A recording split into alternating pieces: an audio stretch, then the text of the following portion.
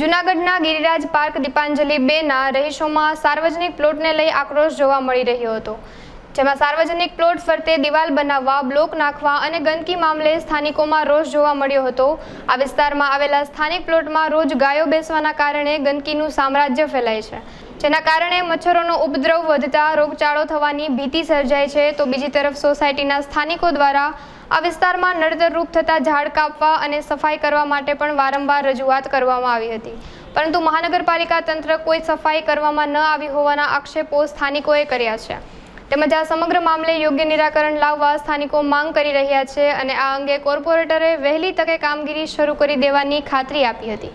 હું રહેવાસી દીપાંજલિ 2 ગિરિરાજ પાર્ક અહીં સાર્વજનિક પ્લોટમાં મારું નામ રાજાભાઈ લીલાભાઈ અને જે આ સાર્વજનિક પ્લોટ છે એ ખરેખર કેવો હોવો જોઈએ એ મહાનગરપાલિકા કમિશનર બધાને ખબર હોવી જોઈએ। અને અહીંયા વારંવાર અમે રજૂઆતો કરી છે કે અમને એવું કહેવામાં આવે છે કે ભાઈ 10 લાખ રૂપિયા મંજૂર થઈ ગયા છે, એવી ખોટી આશાઓ ને એવા ખોટા વસનો આપે છે, તો કોઈ જાતની વ્યવસ્થા નથી। અને મહાનગરપાલિકા તમે જોવો તો અહીંયા ગંદકી એવડી બધી છે, અટાણે મચ્છર જોઈ લો, બધું જોવું, આથી ગામડાથી બરતરફ આની સ્થિતિ છે, તો આનું વહેલી તકે બાઉન્ડ્રી બાંધી દો આમાં। અને હું આ વસ્તુથી વાકેફ છું કે ભાઈ સાર્વજનિકમાં કોઈનો 1 ઇંચ જગ્યા ન હોય તો એને વ્યવસ્થિત સફાઈ કરી અને આને ફરતી બાઉન્ડ્રી બાંધી દો, બ્લોક નાખી દો અને બધાએ હારે રહી અને ગાઈડનો આનો ઉપયોગ થઈ શકશે। એટલે અમારે બધાની અહીં ટોટલી માણસોની અમારી એવી અપેક્ષાઓ છે કે આની વહેલી તકે થાય, નકર અમને કમિશનર પાસે અને આ બેસતા અને પછી તમે પણ કંઈ પણ રોગચાળો કે કંઈ પણ ફાટશે, અગ્નિકાંડ બને ને ઓલું બને પછી તમે દોડાદોડી તો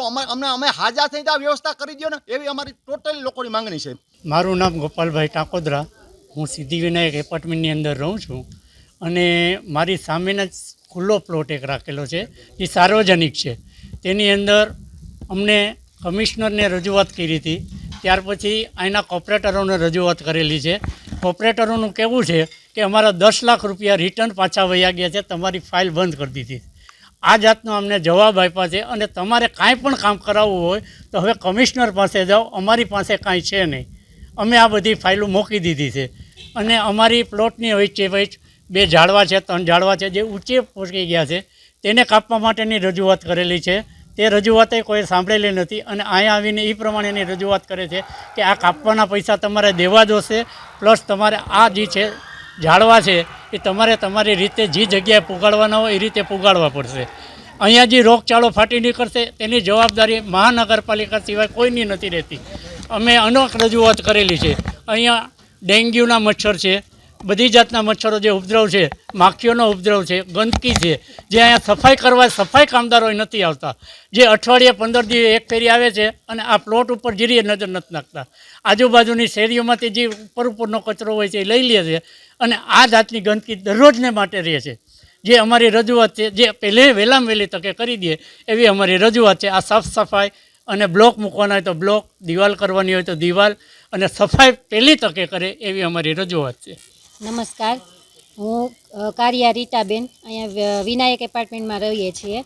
એપાર્ટમેન્ટની સામે જે કોમન પ્લોટ છે કે જે અતિશય ગંદકી છે અને ગંદકીના હિસાબે મચ્છરોનો અતિશય ઉપદ્રવ છે, જેના પરિણામે અમે ખુદ અને અમારા નાના બાળકો માંદા પડીએ છીએ। અમારી બસ મનપાને ફક્ત એટલી જ વિનંતી છે કે અહીંયા સફાઈ કરાવી દે અને બને તેટલી વહેલી તકે કરે, બસ બીજું કાંઈ નહીં, એક જ રજૂઆત છે। દીપાંજલિ ગિરિરાજ પાર્કમાં આવેલ સાર્વજનિક જે 3 સોસાયટીનો સાર્વજનિક છે, ત્યાં 10 લાખના ખર્ચે પેવર બ્લોક નાખવા, કમ્પાઉન્ડ બનાવી અને ગેટ કરી દેવો, કારણ કે ત્યાં ગાયું વધારે પડતી બેસતી હોય છે, ત્યાં લોકો ઘાસચારો નાખતા હોય છે। એટલે જે ઘાસચારો નાખતા હતા એને પણ અપીલ કરી દીધી છે કે આપે સેવા કરવાની થતી હોય તો ગૌશાળા ડાયરેક્ટ જઈને કરી આવો, જેથી કરીને આ ગાયોવાળો પ્રશ્ન ન થાય। અને બીજી વાત રહી કે 3 સોસાયટીના જે રહીશો છે એને બોલાવવામાં આવ્યા છે, એ 3યનો સૂર કોમન થઈ જાય। અત્યારે સૂર કોમન નહોતો, એ લોકોને કોઈને એક સોસાયટીને બ્લોક નાખવામાં એમ કીધું કે બ્લોક નાખવાથી પાણી જમીનમાં ના ઉતરે, એટલે અમારે બ્લોક નથી નાખવા। એને અનુલક્ષીને એ પ્રશ્ન પેન્ડિંગ છે। 3 સોસાયટીનો સૂર એક કરાવી અને વિષય પૂરો કરીશું।